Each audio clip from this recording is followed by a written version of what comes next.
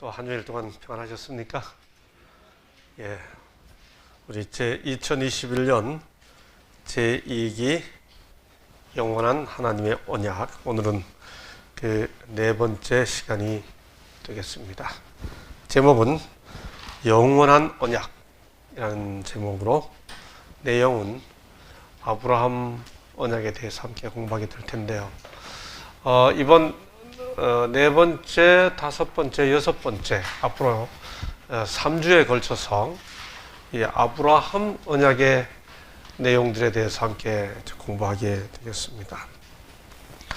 한 기 동안 우리 안흥교회에서 우리 교우님들과 함께 금요일 저녁마다 이 코로나 시대를 맞아서 이렇게 돌아가면서 교우님들이 출석하고 계시잖아요. 또 어느 정도는, 또 어떤 분들은 함께 또 이렇게 실시간 영상으로 참여하시고, 벌써 우리 몇몇 분들이 제게 연락을 주셔가지고, 이번 기는 어떻게 안흥에서 하십니까? 이렇게 질문이 옵니다. 제가 안흥이 가깝습니다. 거기가 아주 좋은 데입니다. 안식일이 흥하는 데가 안흥이거든요. 답하죠. 여러분, 창세기를 읽어보면 창세기 11장 후반부부터 12장부터 시작해서 아브라함이 등장합니다. 창세기를 크게 나누면 1장부터 11장, 12장부터 50장. 창세기 12장부터 이제 이스라엘의 그 부조 역사들이 시작이 되는데, 12장부터는 아브라함, 이삭, 야곱, 요셉, 이 사람들 이야기가 창세기 뒷부분을 다 차지하고 있죠. 자, 그런데 이제 창세기 12장에서부터 시작되는 아브라함 기사에서 하나님께서 아주 언약이라는 단어를 딱 집어가지고 내가 너와 언약을 세우리니 하는 표현이 이제 나오는데, 이 아브라함 언약은 세 단계, 제가 생각하기에 이 단계라는 표현은 약간 오해를 불러일으키는 것 같아요. 우리 이제 공부합니다. 확인하는데 영어로 스테이지 이렇게 되어 있습니다. 아마 이 교과를 번역하는 분이 그 스테이지를 단계라고 번역했는데, 이걸 단계라고 이렇게 하면 1단계, 2단계, 3단계 뭐 이렇게 계속 올라가야 되는 것 같은 느낌이 들죠. 단계 이렇게 하면 계단 뒤집으면 계단이잖아요. 근데 이게 스테이지라는 말은 단계보다는 국면, 이런 국면, 저런 국면, 뭐 약간 그렇게 번역하는 게 더 정확하지 않을까. 그러니까 영어로 스테이지입니다. 자, 하나님께서 아브라함을 부르시는 게 맨 처음 어떻게 시작이 돼요? 그 유명한 게 창세기 12장 1절 3절이죠. 여호와께서 아브라함에게 이르시되 너는 너의 본 고향과 친척과 아비집을 떠나라. 이게 하나님께서 아브라함을 부르시는 첫 장면이거든요. 그러니까 하나님과 아브라함이 맺으시는 언약은 여기서 시작이 된다고 하는 겁니다. 그런데 우리 교우님들, 이 창세기 12장 1절 3절 이 본문에서 언약이라는 단어가 나옵니까? 안 나옵니까? 언약이라는 표현이 나와요? 안 나와요? 여기에 안 나오죠. 그런데 창세기 15장 18절에 보면, 창세기 15장은 어떤 때인가 하면 이제 좀 이따 살펴보겠습니다만, 아브라함이 롯을 구하기 위해 막 쫓아갔다가 그다음에 돌아오고 난 다음에 벌벌벌 떨고 있을 때 하나님께서 아브라함에게 나타나셔가지고 너가 네 몸에서 한 아들을 낳을 것이다 하는 얘기를 해주신 다음에 나오는 이야기가 15장 18절입니다. 그날에 여호와께서 아브라함과 더불어 일단 뭐라 그랬습니까?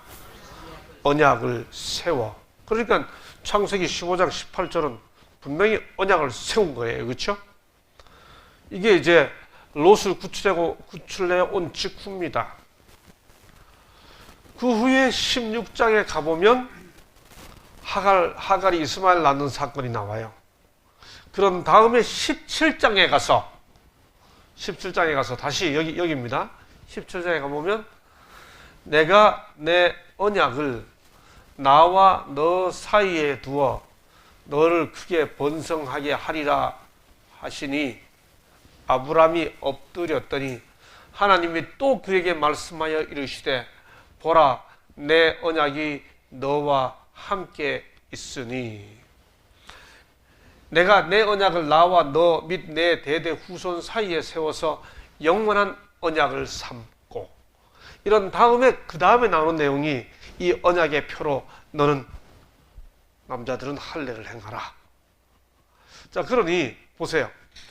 하나님께서 아브라함하고 언약을 맺으시는 단계가 거꾸로 살펴보면 여기 창세기 17장에서 언약을 세운다는 말씀이 나오고 그 전에 창세기 15장에서 또 언약을 세운다는 말 나오죠. 그 다음에 제일 먼저 언약이라는 표현은 나타나지 않지만 너는 고향, 친척, 아버지 집을 떠나거라 이렇게 말씀하시죠. 그래서 아브라함의 이야기 아브라함 기사, 아브라함 이야기를 기록하고 있는 성경 내용에서는 창세기 12장을 포함시키면 여기서부터 시작이니까 이걸 포함시켜서 여기 그 다음에 롯을 구출하고 난 다음 그 다음 하갈 사건 이후에 너와 사라 사이에 아들 낳을 거야 할 때 이게 언약이 언급되기 때문에 이걸 포함해서 아브라함의 언약은 모두 다 세 국면으로 전개된다. 그렇게 말하는 겁니다. 이제 이해되셨죠? 아브라함 언약은 크게 세 국면이에요. 이걸 전체적으로 교과책 내용 제4과는 전부 이 내용입니다. 이 내용을 여러분들이 이걸 이해하지 못하고 교과책을 보시면 첫날부터 여호와란 이름 이게 왜 이걸 연구하는지 모르시고 그냥 그거 연구하고 있습니다. 월요일 소지에 엘샤다이 전능하신 하나님 하니까 이걸 왜 연구하는지 모르고 그걸 연구하게 되는 거예요. 이 전체 국면을 보셔야 됩니다. 하나님께서 아브라함과 언약을 맺으시는 건 몇 국면이 있다고요? 제가 손가락 몇 개 꼽았어요. 네, 세 국면이 있어요. 요 세 국면인데 요 세 번의 국면, 번역대로 단계를 합시다. 세 단계로 하나님께서 아브라함과 언약을 맺으시는데 그 매 국면 혹은 단계마다 언약을 맺으실 때 공통적으로 나타나는 세 가지 요소가 있어요. 그걸 제 1단계로 하겠습니다. 자, 요 구절 다시 한번 읽습니다. 시작.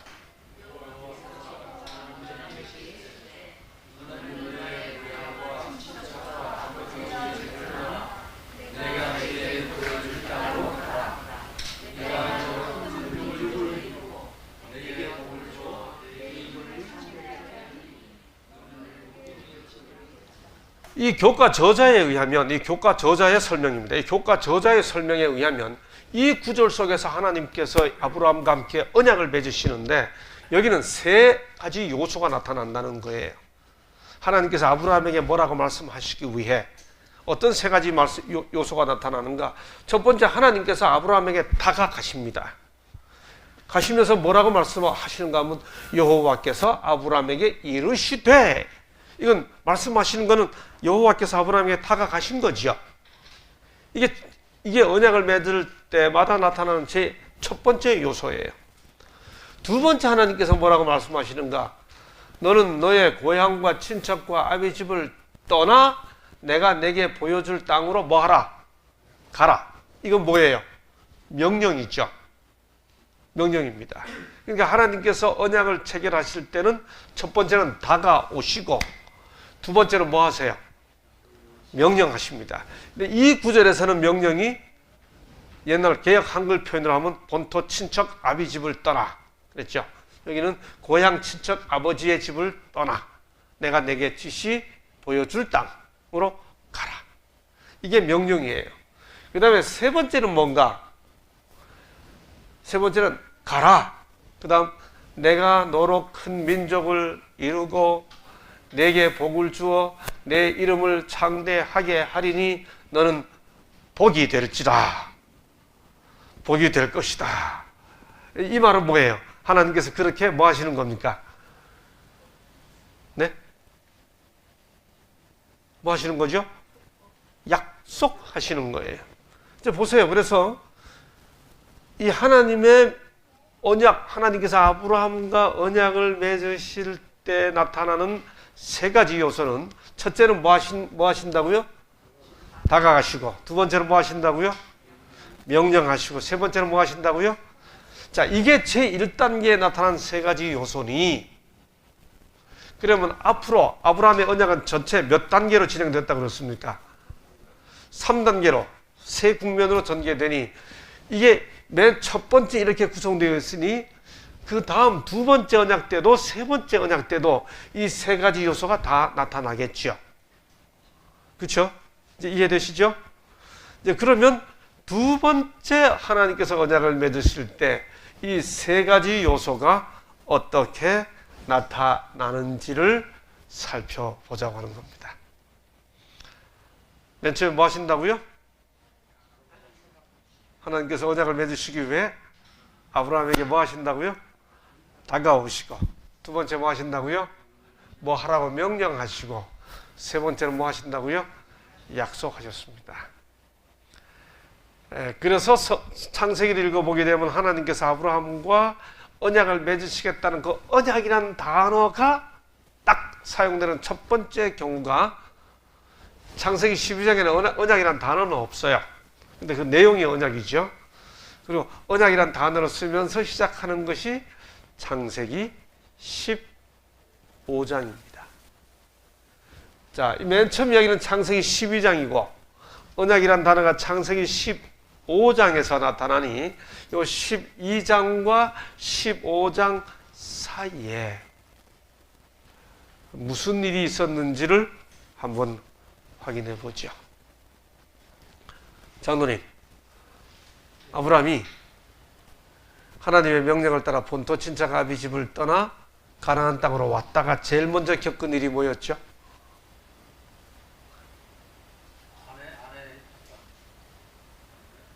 무슨 사건? 어디로 가서?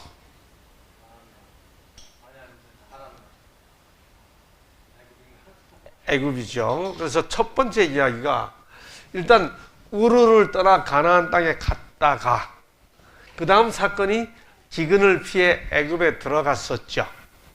애굽에 들어가서 애굽의 그 왕 앞에서 장로님 말씀하신 대로 너무 아내가 예쁘니까 옛날부터 누이가 예쁘면 대접받지만 아내가 예쁘면 이게 피해를 당할 수 있다고 생각해서 그러는지 참 믿음의 조상 아브라함이 출발할 때는 멋있게 출발했는데 참 맥없어요. 그렇죠? 그래가지고 대접받습니다. 그렇게 해서 오히려 대접받고 하나님께서 지켜주시는 바람에 종들을 많이 받아가지고 애굽에서 나오는데 그때 애굽에서 나오면서 받은 종 중에 누가 있었어요? 네? 하갈이 있었죠. 하갈 사건이 그래서 생기죠. 여하튼 애굽에서 나옵니다. 그 다음에 창세기 13장 그 다음 장에 보면 가나안으로 돌아와서 이제 베델까지 이르렀는데 네게브를 지나서 베델까지 올라왔는데 베델쯤 와서 이렇게 보니까 롯은 롯대로 재산이 불고 아브라함대로 재산이 불어가지고 양 집안이 서로 같이 있기가 곤란하지요. 그래서 아브라함이 롯 조카 보고 뭐라고 그래요? 네가 좋은 땅 먼저 택해. 네가 좌하면 내가 우하고 네가 우하면 내가 좌할게. 이렇게 헤어지고 아브라함이 헤브론에 가지요. 그런데 창세기 14장에 보면 그렇게 좋은 땅을 차지했던 롯이 소돔에까지 가게 되고, 그렇죠? 그 소돔으로 다른 나라 왕들이 전쟁하면서 왔다가 롯을 사로잡아서 갔다는 소식을 듣고 아브라함이 막 쫓아가서 롯을 되찾아오죠. 그렇죠? 그 조카가 죽을 뻔한다는 말을 듣고는 그때는 정신없이 쫓아가서 찾아왔는데 찾아와서 데려와 놓고 보니 정신 차리고 생각해 보니까 여기가 어디예요? 남의 나라거든요. 그 순간 아브라함 마음이 두려움에 휩싸이게 된 거지요. 다 함께 창세기 15장 1절을 읽겠습니다. 우리 성경 직접 찾으셔서 읽어주시죠. 창세기 15장 1절.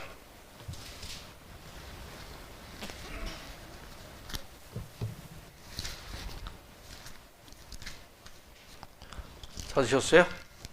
15장 1절 직접 성경 찾아서 함께 읽습니다. 시작. 이후에 여호와의 말씀이 이상 중에 아브라함에게 임하여 가라사대 아브라함아 됐습니다. 왜 하나님께서 이때 아브라함에게 나타나셔서 뭐 하지 말라? 그 말은 아브라함이 지금 뭐 하고 있다는 뜻이에요? 두려워하고 있다는 말이에요. 그 다음에 뭐라고 말씀하시는가 보세요. 두려워 말라. 나는 너의 뭐요? 방패요. 그 다음 또 뭐라고 그랬습니까? 너의 지극히 큰 상급이니라. 여러분, 왜 하나님께서 이때 이 순간 아브라함에게 나는 너의 반석이요 하든지 나는 너의 생수요 하든지 이렇게 말씀하지 아니하시고 나는 너의 뭐요? 왜 방패요? 왜 하필이면 이때 방패라고 말씀을 하셨을까요? 예? 예. 네? 예? 여러분이 마스크를 쓰고 말씀하시니까 정확히 잘 전달이 안 돼. 왜? 나는 하나님께서 이때 아브라함에게 나는 너의 방패요 이렇게 말씀했습니다. 왜 방패라고 말씀하셨냐 말이에요. 그 말은 방패는 뭐 할 때 쓰는 거예요? 무기를 가지고 찌르고 공격할 때 막는 거, 창이나 칼을 막을 때 방패가 필요하죠. 이 말은 이때 아브라함이 내가 까딱 잘못하면 창 맞아 죽겠구나, 칼 맞아 죽겠구나고 생각한 거죠. 왜? 전쟁하고 난 직후니까. 그래서 하나님은 이때 그렇게 생각하고 있는 아브라함에게 나는 너의 방패요 이렇게 말씀했습니다. 자, 그러면 아브라함이 이렇게 생각하고 있었다는 말은 무슨 뜻이에요? 분명히 창세기 12장에서 하나님께서 뭐라 그랬어요? 내가 너로 큰 민족을 이루고 라고 말씀하셨죠. 큰 민족을 이루게 해주시려면 죽기 전에 아들 낳아야 돼요. 그렇죠? 그런데 막상 전쟁하고 돌아온 아브라함이 내가 아들을 낳아야 큰 민족의 조상이 되는데 까딱하면 내가 뭐 하겠구나, 칼 맞아 죽겠구나 하는 생각을 한 거예요. 자식도 없겠네. 그러니까 하나님께서 그에게 그 아브라함의 속마음을 쫙 꿰뚫어 보시고 내가 너 지켜줄게. 내가 너의 방패요. 내가 너의 상급이니라. 이렇게 말씀하십니다. 그러니까 아브라함이 뭐라 그러나 보기 보세요. 아브라함이 하나님께서 그렇게 말씀하시는 걸 딱 듣고 아브라함이 하는 반응이 주 여호와여 무엇을 내게 주시려 하나이까 나는 뭐가 없사오니. 요 말은 아브라함이 지금 무슨 생각을 하고 있었다는 말이에요? 자식도 안 낳고 죽겠구나 하는 생각을 하고 있었던 겁니다. 자식이 없사오니 나의 상속자는 이 다메섹 사람 엘리에셀이니이다. 이게 아브라함이 큰 민족의 조상은커녕 내가 자식도 하나, 하나님의 약속을 이루기 위한 자식도 하나 아직 낳지 못한 상태에서 죽을 수 있겠구나.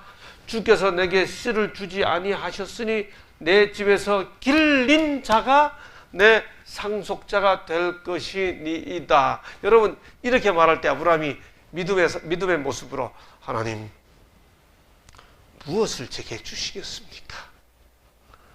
나는 자식이 없사오니 이렇게 이야기했을까요? 아니면 하나님 뭐 주시려고 그러세요? 아직도 안 주세요. 이 까딱하면 이대로 죽겠어요. 나 자식 아직 없어요. 나 자식도 못 낳고 큰 민족의 조상은커녕 아들도 못 낳고 죽을 것 같아요. 뭐 어차피 안 주시니까 엘리에셀이나 자식 시킬게요. 상속자 시킬게요. 지금 전자예요, 후자예요? 후자예요. 여러분, 이게 아브라함이 믿음으로 하는 말이 아닙니다. 내게 씨를 주지 아니하셨으니, 이 말은 지금 아브라함이 속이 퉁퉁 부른 거예요. 인간의 마음이 급한 겁니다. 내게 씨를 주지 아니하셨으니 내 집에서 길린 자가 내 상속자가 될 것이니이다 하니까 하나님께서 아브라함의 그 속마음을 다 아시고 뭐라고 그랬어요? 그 사람이 내 상속자가 아니라, 그 다음 말 중요해요. 같이 읽으세요. 시작. 네, 뭐 할 자가? 아브라함이 듣고 싶은 말은 이런 말이에요. 아무나 내 상속자가 아니고 내가 낳을 아들이 내 상속자가 된다는 말은 여하튼 아들 낳을 때까지는 안 죽어야 아들을 낳죠. 여러분, 이때 하나님께서 내 몸에서 날 자라고만 했어요? 사라가 너에게서 낳아줄 아들이라고 했어요? 네? 만약에 이때 하나님께서 사라가 너에게서 낳아줄 아들이라고 처음부터 이야기했었으면, 이게 15장이거든요. 16장에서 하갈 사건 생기거든요. 그럼 그때 처음부터 사라가 너에게 낳아줄 아들이라고 말했었으면 16장의 하갈 사건은 안 생겼겠죠. 그렇죠? 근데 하나님은 아브라함에게 이때 처음부터 사라 이야기는 안 하고 뭐라고까지만 이야기해 주셨어요? 네가 나까지만 이야기해 주신 거예요. 처음부터 다 얘기해 주지 않으셨어요. 그렇죠? 그러고는 끌고 나가서 별을 보여주면서 별보다 네 자손이 많아질 거야 하니 아브라함이 여호와를 믿으니 여호와께서 이를 그의 의로 여기시고, 이 대화, 아브라함과의 이 대화 이후에, 이게 5절 6절이거든요. 이 대화 이후에 7절 함께 읽으시겠습니다. 시작. 그날에, 다시 시작. 언제요? 그날이 무슨 날이에요? 지금까지 제가 설명드렸잖아요. 여러분, 성경 읽으실 때 단어 하나도 그냥 스쳐 지나가면 안 돼요. 아브라함 언약에서 처음으로 성경 본문에서 뚜렷하게 아브라함과 더불어 언약을 세웠다는 표현이 나오는 구절이 15장 18절이에요. 그런데 그 15장 18절에 여호와께서 아브라함과 더불어 언약을 세웠다라고 하는데, 그 언약을 세운 시간이 언제예요? 15장 18절 다시 읽습니다. 시작. 그날에, 그날이 언제예요?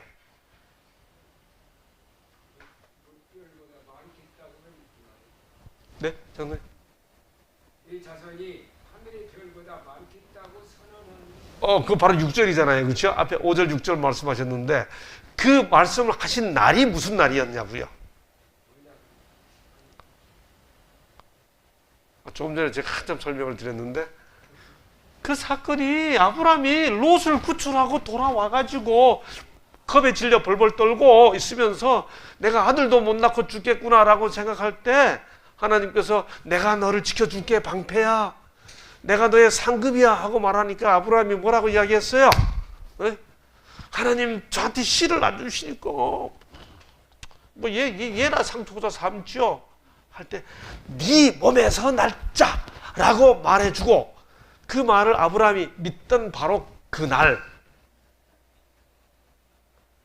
그러니까 이 하나님께서 언약을 세우시는 이 아브라함과 언약을 세웠다는 이 말이 나오는 바로 그 날은 뭘 약속해 주시는 날이었어요? 네 몸에서 누굴 낳겠다? 아들 낳겠다는 약속.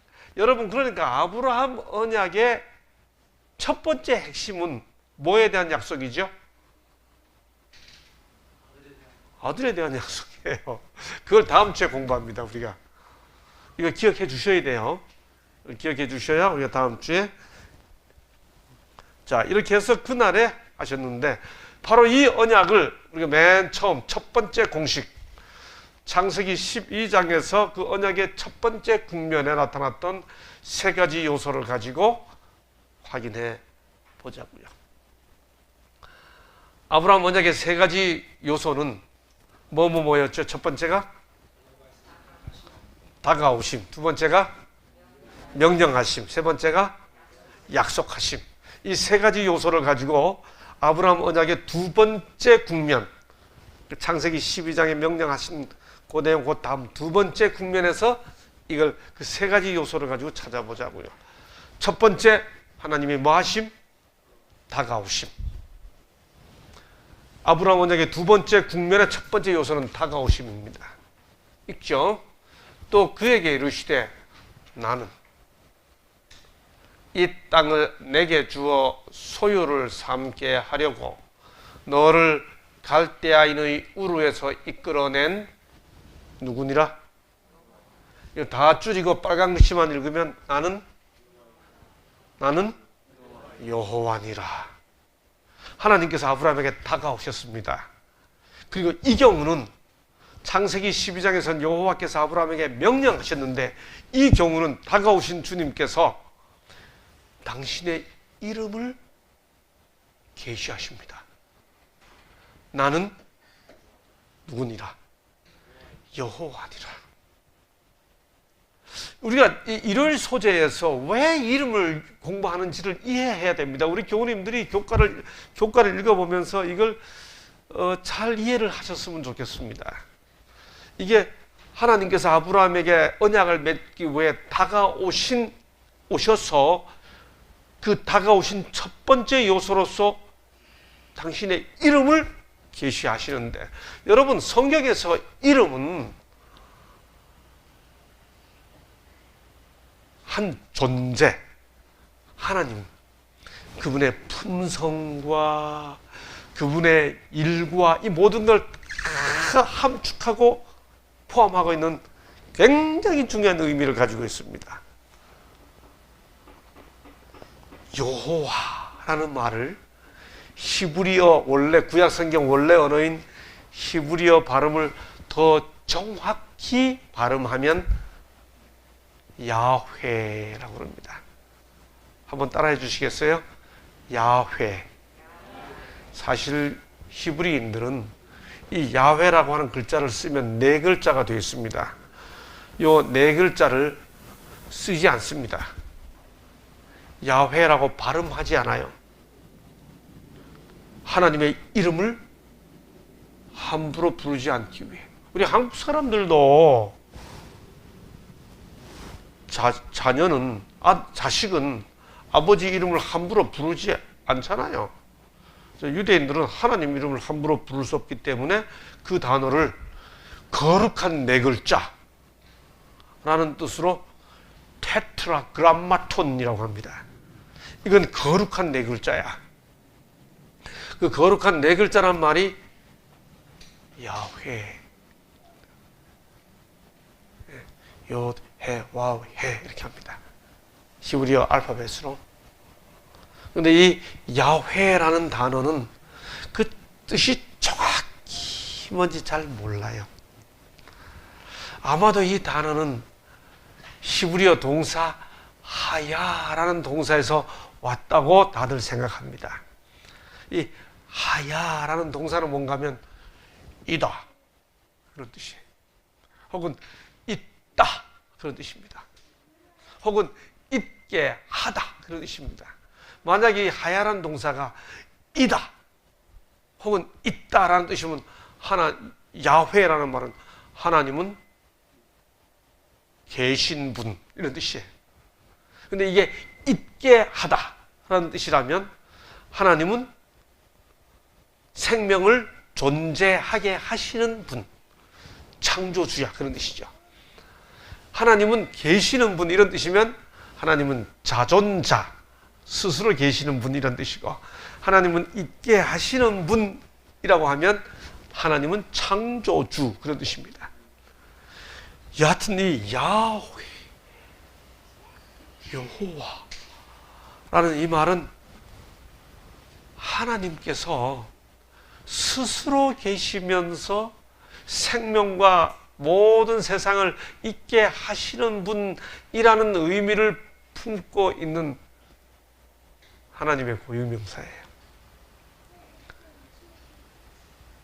하나님 지금 아브라함에게 나타나시면 다가오셔서 이 이름을 말씀하셨는데, 주님께서 이 이름을 말씀하실 때가 나는 여호와니라, 나는 여호와니라 이 말을 하실 때는 굉장한 선포예요.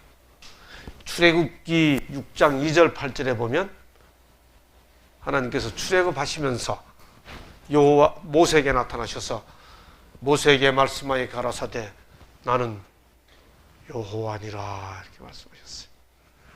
또 출애굽기 12장 12절에 보면 이제 출애굽하기 직전에 애굽의 모든 신에게 내가 벌을 내리리라 나는 여호와로라 이렇게 말씀하세요. 그러니까 애굽의 모든 신들보다 주님 당신 자신이 참 하나님이라는 사실을 선포할 때 그때 하나님이 하시는 말씀이 나는 여호와.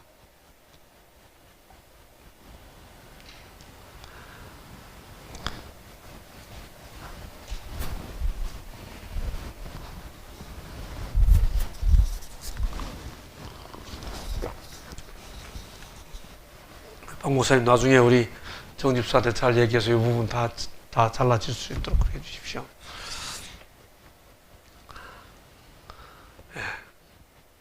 그러므로 하나님께서 아브라함과 함께 언약의 두 번째 국면에 들어가셔서 그 언약 체결의 첫 번째 요소인 다가오심을 여호와란 이름을 계시하시는 것으로 시작했다는 것은 굉장한 의미가 있다는 거죠. 이렇게 다가오신 주님이 언약을 체결할 때 두 번째 요소는 뭐라고 그랬죠?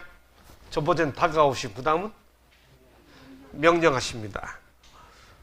뭐라고 명령하셨나요? 그가 이르되 주 여호와여 내가 이 땅을 소유로 받은 것을 무엇으로 알리이까? 여호와께서 그에게 이르시되 나를 위하여 3년 된 암소와 3년 된 암염소와 3년 된 순양과 산비둘기와 집비둘기 새끼를 가져올지니라. 아브라함이 그 모든 것을 가져다가 그 중간을 쪼개고 뭘 명령했어요? 제사를 지내라 그 말이잖아요. 그 다음에 여러분 잘 압니다. 새는 쪼개지 않았습니다. 그 레위기 법에 의하면 쪼개지 않게 되어 있었죠. 다 이렇게 해서 제사를 하나님께 아브라함이 드리죠. 그리고 하나님께서 15장 17절에 보면 해가 져서 어두울 때 연기나는 화로가 보이며 타는 횃불이 쪼갠 고기 사이로 지나가니라. 하나님께서 그 제사를 뭐 하신 거예요? 받으신 겁니다. 그렇죠? 하나님께서 명령하셨어요. 제사를 지내라. 3년 된 새끼를 가져올지니라. 두 번째 언약의 국면에서 하나님께서 아브라함에게 명령하신 것, 야훼란 이름을 계시하시면서 다가오시고 또 명령하신 것은 제물을 드리라고 그랬습니다. 두 번째 단계의 엄숙한 의식 중에 여호와께서는 아브라함에게 나타나셔서 조심스럽게 놓여있는 동물들의 조각들 사이로 지나가셨다. 각각의 동물들은 도살되어 쪼개졌으며 절반씩 나누어진 두 조각들은 공간을 사이에 두고 마주보게 놓여졌다. 새들은 죽임을 당했지만 쪼개지는 않았다. 언약을 맺는 당사자들이 쪼개놓은 조각들 사이로 지나가는 것은 언약에 영원히 순종하겠다는 엄숙한 서약과 맹세를 상징했다. 언약이 체결된 겁니다. 그리고 하나님께서 언약의 세 번째 요소가 뭐라고 그랬죠? 다가오심, 그 다음 명령하심, 그 다음에 뭐예요? 약속하심. 뭐라고 약속하시나요? 이 두 번째 언약 체결에서 주님이 뭐라고 약속하시나요? 그날에 여호와께서 아브라함과 더불어 언약을 세워 이루시되, 그 약속의 내용이 뭐예요? 다 함께 읽으시겠습니다. 시작. 이 땅을 강에서, 애굽 강에서부터 그 큰 강 유브라데까지 내 자손에게, 약속은 뭐에 관한 약속이에요? 자, 그러니까 하나님께서 아브라함과 함께 언약을 맺으시면서 하신 약속은, 첫 번째는 뭐에 대한 약속이라고 그랬죠? 아까 아들에 대한 약속. 또 하나는 여기 보니까 뭐죠?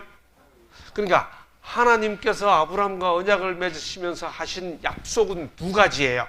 뭐에 관한 약속? 아들에 관한 약속. 또 뭐에 관한 약속? 땅에 대한 약속. 그러니까 아브라함 언약을 이해하려면 아들에 대한 약속과 땅에 대한 약속을 함께 살펴봐야 됩니다. 자, 아브라함의 언약은 모두 몇 국면으로 진행이 됐다고요? 몇 단계? 세 단계. 첫 번째가 창세기 12장 떠날 때, 두 번째가 지금까지 살펴봤던 창세기 15장, 그 다음에 세 번째가 언제라고 그랬죠? 아까 하갈 낳고 난 다음에 아브라함이 99세 되었을 때입니다. 함께 보시겠습니다. 자, 함께 읽어보실까요? 시작. 아브라함이 99세 때에 여호와께서 아브라함에게 나타나서 그에게 이르시되, 나는 전능한 하나님이라, 너는 내 앞에서 행하여 완전하라. 여러분이 성경을 읽어보시면 아브라함 기사에서 언약이란 단어가 아주 집중적으로 쏟아지는 장이 창세기 17장이에요. 근데 이 교과 저자가 설명해 준 대로 언약을 체결할 때는 몇 가지 요소가 있다고요? 세 가지. 첫 번째가 다가오심, 두 번째가 명령하심, 세 번째가 약속하심. 이렇게 반복해도 잊어버리실 거죠? 자, 그러면 괜찮아요. 잊어버리셔도 돼요. 괜찮아요.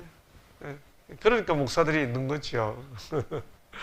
자, 이 세 번째 단계인데, 그 언약을 체결할 때마다 또 세 가지 요소가 있다 그랬죠? 첫 번째가 뭐예요? 언약을 체결할 때마다 나타나는 세 가지 요소. 하나님이 일단 뭐 하셔야 돼요? 다가오심. 두 번째 뭐 하셔야 돼요? 명령하심. 그 다음에 약속하심.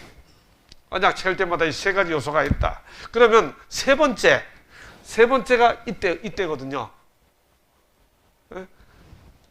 롯 구하고 죽을 뻔 하다가 막 겁을 내고 있을 때 나타나셔서 언약을 체결해 주셨고, 그때 하나님께서 결정적으로 하신 말씀은 내 몸에서 날짜까지만 이야기해주고 10년 동안 소식이 없으니까 창세기 16장 사건이 생기죠. 여보, 당신이 낳기만 하면 되잖아. 하나님이 당신 몸에서 날짜라고 했으니 당신이 낳기만 하면 되잖아. 나는 아마 아닌가 봐. 그렇게 하고 하갈 사건이 생기죠. 창세기 16장에서. 그러고 난 다음 17장에서 하나님께서 아브라함에게 하시는 말씀입니다. 다가가셔서 뭐라 그랬나 보십시다. 다시 시작하겠습니다. 아브라함이 99세 때에 여호와께서 아브라함에게 나타나서 다가오셨죠. 그에게 이르시되, 나는 뭐라? 따라해 주시죠. 엘샤다이. 좀 더 크게요. 엘샤다이. 전능한 하나님이라는 표현을 히브리어로 하면 엘샤다이입니다. 이건 기억해 두세요. 엘샤다이. 엘샤다이라는 말은, 이 전능한 하나님이라는 말은, 여러분, 하나님께서 왜 99세가 된 아브라함에게 나타나셔서 나는 10년 전처럼 나는 여호와니라 이렇게 하지 아니하시고, 주님 당신 자신이 아브라함에게 나는 엘샤다이니라 이렇게 말씀하셨을까요? 이 엘샤다이라는 말은 참 의미가 많아요. 그 어원적 의미가, 샤다이라는 단어가 능력을 나타내 주기도 하고, 때로는 이 자식을 키우기 위해 가슴에 끌어안고 이 샤트라는 히브리어는 이 어머니의 가슴을 의미하거든요. 자식을 안고 있는 그런 의미도 가지고 있습니다. 보시면 하나님께서는 창세기에서 필요할 때마다 야곱과 이삭과 야곱과 요셉에게 엘샤다이라는 이름으로 당신을 나타내시고 부조들도 하나님을 향해 하나님은 엘샤다이십니다. 그렇게 표현해요. 볼까요? 이삭이 야곱을 이렇게 떠나갈 때, 야곱을 보낼 때 전능하신 하나님이 엘샤다이 하나님이 그 말입니다. 내게 복을 주시어 내가 생육하고 번성하여 하게 하여 내가 여러 족속을 이루게 하시고, 그 다음에 하나님께서 야곱에게 직접 뭐라고 말씀하시는가 하면 하나님이 그에게 즉 야곱에게 이르시되 나는 엘샤다이니라 이렇게 말씀합니다. 엘샤다이니라.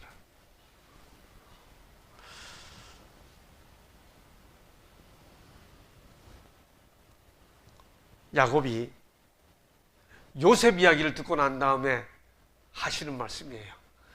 엘샤다이께서 그 사람 앞에서 즉 바로 앞에서 요셉이 잡혔다고 하는 이야기를 듣고 너에게 은혜를 베푸사 이렇게 말합니다. 베냐민을 돌려보내게 해줬으면 좋겠다. 그 다음에 마지막으로 요셉이 축복하면서 야곱이 축복하면서 내 아버지 하나님께로 말미암나니 그가 너를 도우실 것이요. 이건 축복 중에 나오는 말이죠. 전능자로 말미암나니 그가 내게 복을 주실 것이라. 이때마다 샤다이 전능하신 하나님. 이게 세 번째 아브라함 언약의 국면에서 하나님께서 다가오시면서 당신의 이름을 전능한 하나님이라고 이야기하고 있는 거예요. 무슨 뜻일까요? 하나님께서 아브라함에게 나는 엘샤다이야 라고 말할 때 99세가 되어 이제는 기력이 진하고 힘 빠진 아브라함에게 여전히 하나님께서 당신의 약속을 이루실 수 있는 권능을 가진 분이라는 사실을 강조하기 위해 이제는 당신의 이름을 엘샤다이 그렇게 표현하시면서 다가오시는 주님을 볼 수 있죠. 하나님은 그러니까 언약을 체결하시기 위해 다가오실 때마다 그 상황에 딱 맞는 이름으로 모습으로 약속을 가지고 다가오셔서 말씀하시는 거죠. 함께 읽으시겠습니다. 시작. 우주의 보좌에 함께 앉으시는 분은 인자이시다. 그 이름이 기묘자라 모사라 전능하신 하나님이라 영존하시는 아버지라 평강의 왕이라고 불리우실 분은 바로 인자이시다. 스스로 있는 자는 하나님과 인간 사이의 판결자가 되셔서 양척 사이에 그의 손을 얹으실 분이시다. 이게 무슨 말이에요? 여러분 왜 갑자기 이 구절이 나왔을까요? 네, 이 인용은 야훼란 이름과 엘샤다이란 이름을 다 묶어놨습니다. 야훼라는 말이 아까 무슨 뜻이라고 그랬죠? 여호와라는 말 속에 여호와라는 말이 무슨 뜻이라고 그랬죠? 스스로 있는 자, 혹은 있게 하는 자, 스스로 있는 자 그러면 자존자고 있게 하시는 분 하면 창조주라고 말씀드렸죠. 출애굽기 3장 14절에 나는 스스로 있는 자니라 이렇게 했어요. 그 다음에 여기 창세기 17장 1절에서 하나님께서 세 번째 아브라함과 언약을 맺으시면서 엘샤다이라고 했잖아요. 그 스스로 있는 자이시면서 전능하신 하나님의 실체가 누구시냐 말이에요. 다시 읽겠습니다. 우주의 보좌에 함께 앉으시는 분은 인자이시다. 그 이름이 기묘자라 모사라 전능하신 하나님이라 영존하시는 아버지라 평강의 왕이라고 불리우실 분은 바로 인자이시다. 스스로 있는 자는 하나님과 인간 사이의 판결자가 되셔서 양측 사이에 그의 손을 얹으실 분이시다. 무슨 말이에요 이게? 예수께서 곧 여호와이시고 곧 엘샤다이가 되신다 그 말이죠. 아브라함 언약을 맺기 위해 하나님께서 언약의 체결의 두 번째 국면에서 여호와를 선포하시면서 다가오시고 세 번째 국면에서 엘샤다이를 선포하시면서 다가오셨는데 오늘 이 시대에 우리는 우리와 함께 언약을 맺으시는 우리의 여호와이시고 우리의 엘샤다이가 되시는 예수 그리스도가 계시다. 그 사실을 확인하고 지나가는 겁니다. 이해되셨죠? 언약 체결에 나타나는 두 번째 요소가 명령이고 세 번째 요소가 약속인데 이 아브라함 언약 세 번째 국면에서는 약속이 먼저 나타납니다. 그게 뭐예요? 내가 내 언약을 나와 너 사이에 두어 너를 크게 번성하게 하리라 하시니 아브라함이 엎드렸더니 이제 네 이름을 뭐라 하지 말고 아브라함이라 하지 아니하고 뭐라 하라. 김정누님, 아브라함은 무슨 뜻이고 아브라함은 무슨 뜻이에요? 이 뜻이 어떻게 달라졌길래 아브람이란 이름에서 아브라함이란 이름으로 바꿉니까? 성경에서 이름을 바꾸는 것은 굉장한 뜻이 있어요. 사실 성경에서 이름은 부모의 마음이 다 나타난 거죠. 아담, 여러분 아담이란 이름 누가 지었어요? 네? 하와란 이름 누가 지었어요?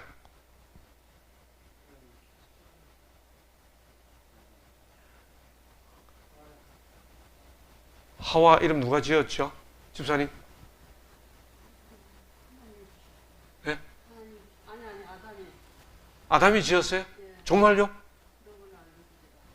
왜 자신이 없어져요 갑자기?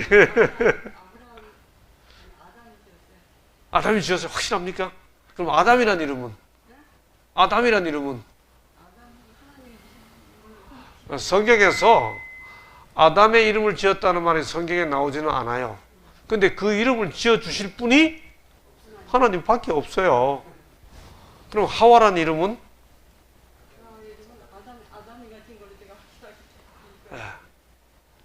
말씀하시니까 성경으로 확인해 보자고요. 창세기 3장 20절.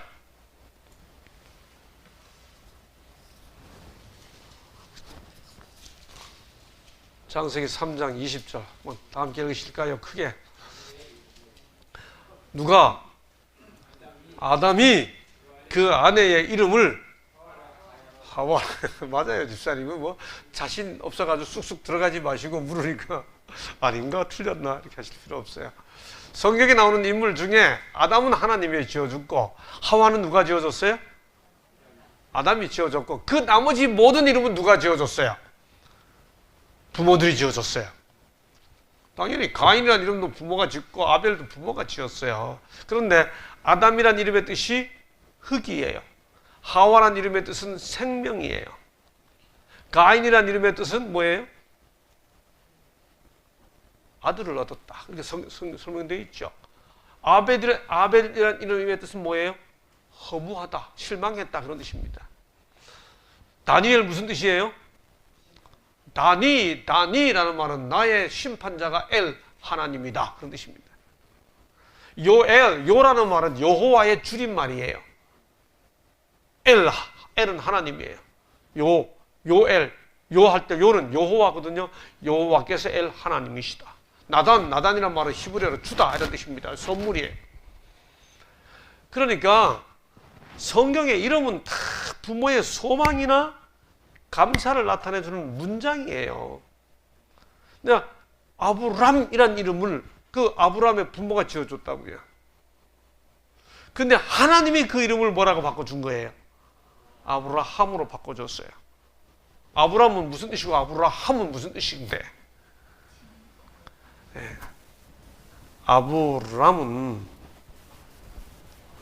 존귀한 아버지라는 뜻이에요. 그 장면이 어디 갔어? 제가 써놓은 그 장면이 사라진 것 같습니다. 아브라함은 존귀한 아버지, 아브라함은 열국의 아버지. 그러니까 아브라함도 이름이 좋아. 그렇죠? 존귀한 아버지. 아브라함은 뭐라고요? 이 아브라함을 아브라함으로 바꿔줄 때는 그 이름 속에 뭐가 포함되어 있어요? 이제 너가 아들을 낳고 복의 근원이 될 거다 하는 이름으로 바꿔준 거죠. 여기 보세요. 열국, 즉 여러 민족이란 뜻이거든요. 우리 지금 개역 개정에 바꾸는 것처럼 이 여러 민족의 아버지니까 이 말 속에는 유대인의 조상이 아니에요. 아브라함이. 이름이 아브라함이 유대인의 조상이 됐는지 모르지만 아브라함이 되는 순간 그는 여러 민족의 조상이에요. 그렇죠? 그래서 우리는 아브라함이나 안 부르고 뭐라 불러야 돼요? 아브라함이라 부르는 거예요. 아브라함은 우리의 조상이에요. 그렇죠?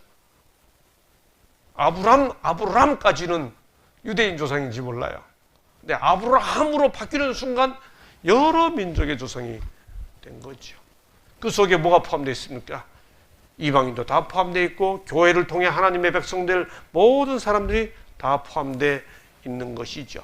그렇죠? 이게 하나님께서 아브라함과 맺으시는 언약의 세 번째 국면에 나타난 약속이에요. 그러고는 명령하셨죠. 뭐라고 명령하셨나요?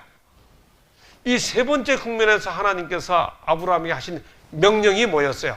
뭘 행하라? 네? 할례를 행하라. 이게 언약의 표징이라고 했습니다. 그렇죠? 여기 보면 너희 언약이니라. 나와 너희 사이 후손 사이에 길래 언약이니라. 너희는 포피를 베어라. 이것이 나와 너희 사이의 언약의 표징이니라. 여러분 노아 때 언약은 어디에 있었어요? 이게 어디에 있었어요? 그러니까 예, 하늘에 있었습니다. 언약이란 단어가 나타나지는 않지만은 에덴 동산에서 언약의 표징은 어디에 있었습니까? 선악과 땅에 있었어요. 그러니까 하나님께서 에덴 동산에서는 언약의 표징으로, 언약의 표로 땅에다가 선악과를 두셨고, 홍수 때는 무지개로 언약의 표징을 하늘에다 두셨던 하나님께서 지금 아브라함과 언약을 체결하시면서 아예 언약의 표를 어디로 가져왔어요? 사람의 몸에다 가져왔습니다. 그렇죠? 땅, 하늘, 몸. 할례를 나타냈죠. 할례는 여러 가지 의미죠. 우리가 잘 아는 것처럼 이 의미에 대해서는 이제 오늘 이 시간에 할례를 공부하는 시간이 아니기 때문에 할례가 언약의 표징으로 주어졌다 하는 정도까지만 하겠습니다. 그런 다음에 약속을 하시죠. 그리고 또 이 언약을 행하라는 것의 구체적 의미로 그 18장에 건너가서 이렇게 말합니다. 할례 받는 게 끝나는 게 아니야. 할례를 왜 받는가 하면 바로 이거거든 하고 말씀하십니다. 함께 읽으시겠습니다. 시작. 내가 그로 그 자식과 권속에게 명하여 여호와의 도를 지켜 의와 공도를 행하게 하려고 그를 택하였나니 이는 나 여호와가 아브라함에게 대하여 말한 일을 이루려 함이니라. 무슨 말입니까? 하나님께서 아브라함이 의와 공도를 행하니까 택했어요? 아니면 택하여 가지고 의와 공도를 행하게 하기 위해서 그렇게 하셨어요? 택함이 먼저죠. 은혜가 먼저, 은혜의 선택이 먼저 있었습니다. 근데 은혜의 선택이 있은 다음에 이 모든 약속을 주신 하나님께서 아브라함에게 뭐뭐 하라 하고 명령하셨어요. 이렇게 그 다음에 언약의 표징을 몸에다 새겨라. 다 이렇게 하고 한 것은 뭐 하게 하기 위한 거라고요?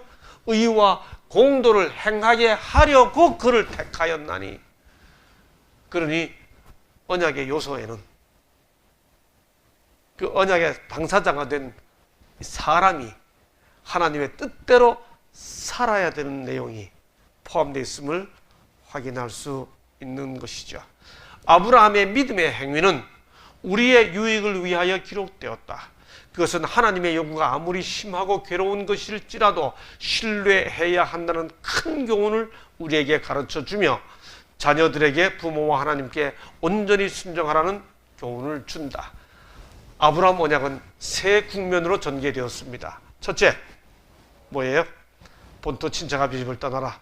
둘째, 창세기 15장에서 언약을 행했습니다. 롯을 구출하고 난 직후에 불안에 떨고 있는 아브라함에게 내 몸에서 날짜 하고 약속을 주셨어요. 세 번째, 하갈 사건 이후에 99살이 되었을 때 하나님께서 아브라함에게 다시 언약을 체결하셨습니다. 이 세 국면마다 세 가지 요소가 나타나는데 하나님은 다가오시고, 두 번째 뭐 하시고?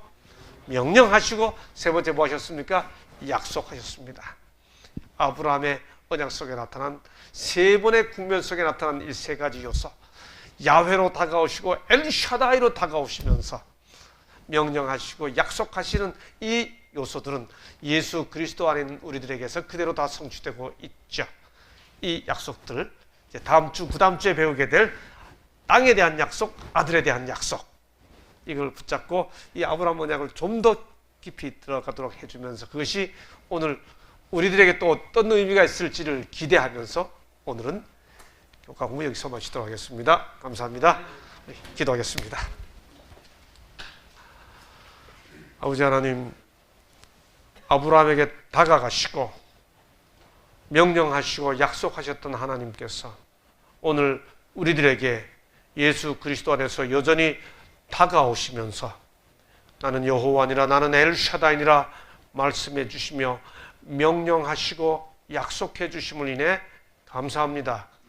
그 주님을 바라보며 연약할 때는 전능하신 하나님을 바라보고, 그리고 구원을 준비할 때는 야훼 스스로 계시며 존재케 하시는 창조주여 자존자이신 하나님을 바라보며 언약 안에 살아가는 우리가 되게 해 주옵소서. 감사하며 예수님 이름으로 기도합니다. 아멘.